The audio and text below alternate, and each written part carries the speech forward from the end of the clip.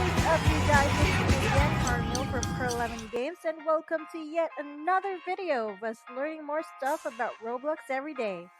Today, let's talk about lighting. Lighting basically controls environmental lighting in the game. It includes a range of adjustable properties that can be used to change how lighting appears and interacts with other objects. First, in ambient, the default numbers are 138 by 138 by 138. As you can see, there are shades.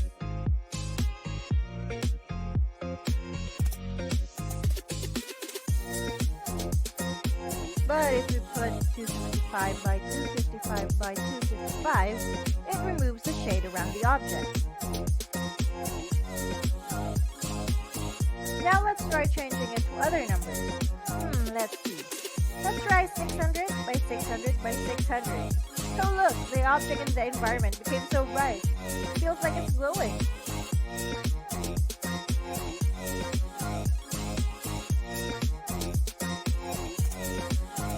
Is brightness. Just like ambience, brightness changes how bright everything is and how bright things are under the sun.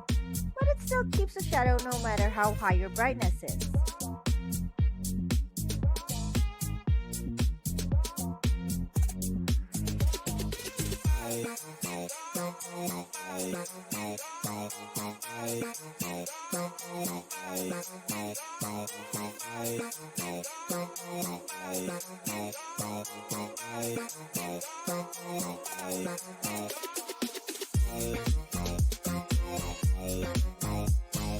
Now let's talk about color shift bottom and color shift top. They are the colors around the object and the colors above the object. And I suggest just make it 0 for its natural color to appear.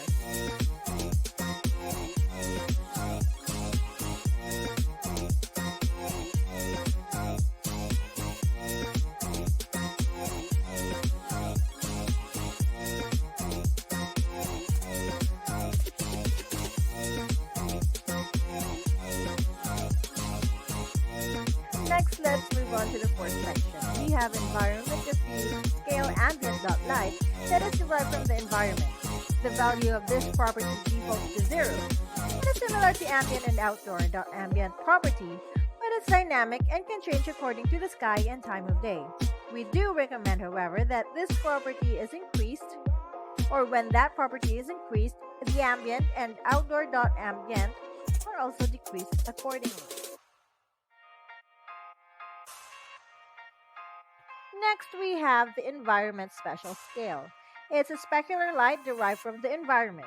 The value of this property defaults to 0, and it will make smooth objects reflect the environment, especially important to make metal more realistic.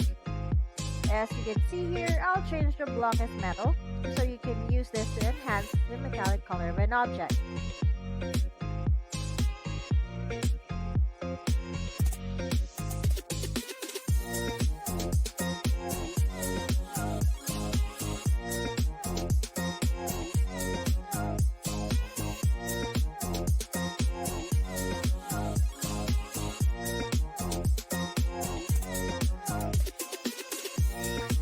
Next, we have the global shadow. All we need to do here is toggle it on and off, and the shadow will simply appear and disappear. Next, we have the outdoor ambient. It affects the outdoor lighting. It's kind of complicated, so I suggest not playing with it or just keep it on default for now.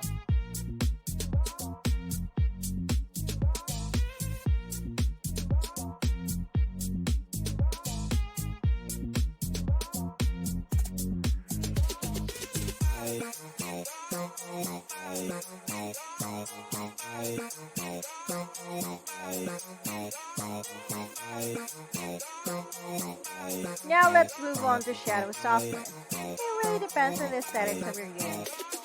I personally use a lower value of 0.18 to cast a sharper contrast on a more complex model.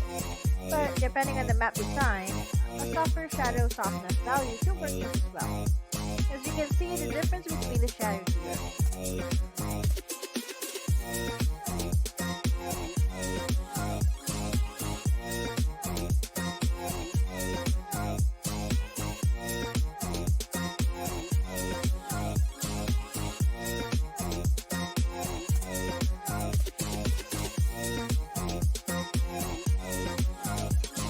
have for number 9 is technology.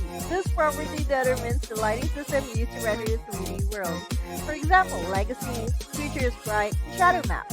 It's only changeable in Studio though, and its purpose is to facilitate a smooth transition to the Future is Bright system. Next we have clock time. It's the time of day. Pretty self-explanatory, right? It has a maximum of 24 hours, of course, just like what we have in real life. If it exceeds 24 hours, it will go back to zero. And it also affects the position of the moon and sun depends on time.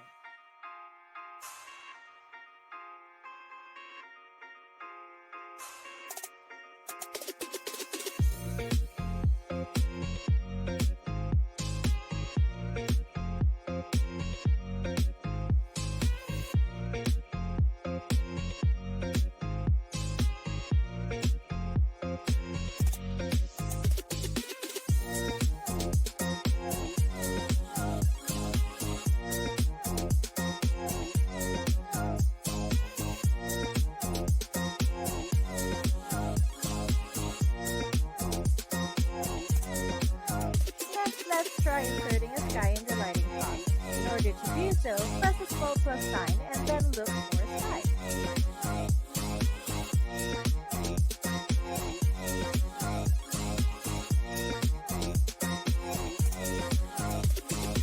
Enabling and disabling celestial bodies will make your sun, moon, and stars appear and vanish.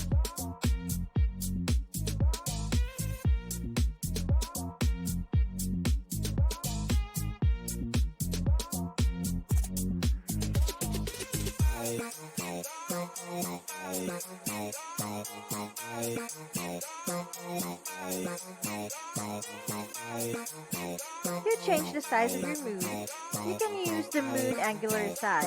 The maximum is 60, and as you can see, you can make a small moon and a large moon.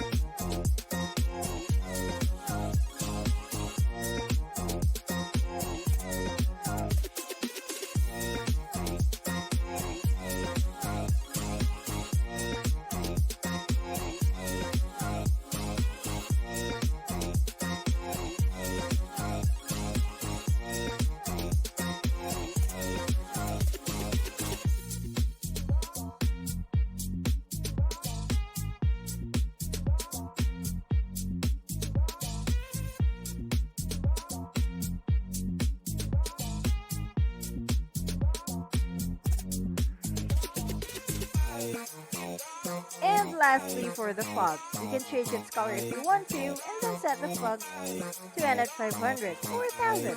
It really depends on you. We can also set the fog to start at 0. And now as you can see, the fogs are applied. So yeah, that's it for today's video, guys. Thank you all for watching and see you in the next video. Bye-bye.